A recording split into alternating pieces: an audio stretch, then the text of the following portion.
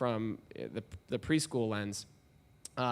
And one of the things that I think we really need to think critically about is how we are preparing principals and teachers a little bit to understand the importance of social emotional learning.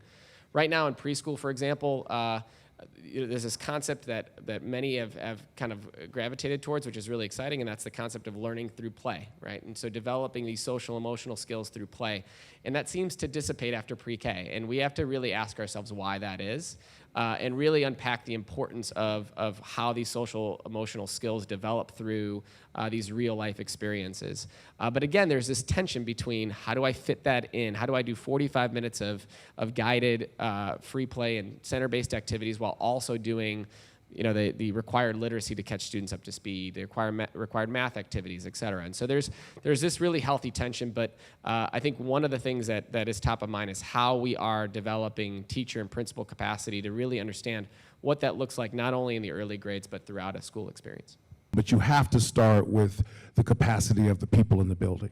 It doesn't matter what Second Step or any of those programs say. If the people that are implementing do not have the capacity to do it, then the program is not going to be fruitful. The other thing that's really important is that it has to become part of who you are as a school. At my school, every morning, every class has a morning meeting. Teachers had to learn how to have effective morning meetings. Teachers had to learn how to expose themselves in the morning meeting so the students could see them as more than just a teacher. Teachers had to learn to give up the time to let students show who they are. And then that changed the culture of the school around that. We seriously, students, I can share with you the 5 Essentials just came out in 1 year. We went from low yellow to bright green around social emotional, students feeling safe and feeling like they could trust and see their teachers. In CPS, there's an Office of Social Emotional Learning, and they are pretty active in terms of providing schools with resources and supports that they might need to help teach different social skills.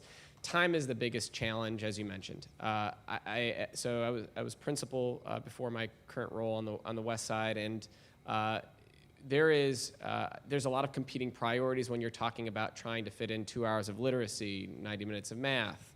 And so you have all these different tensions. And I think one of the things that I'd share from my own perspective is that a lot of it falls on each individual school leader right now to really dictate how they fit that into their schedule. I'll tell you, the social emotional piece became so big.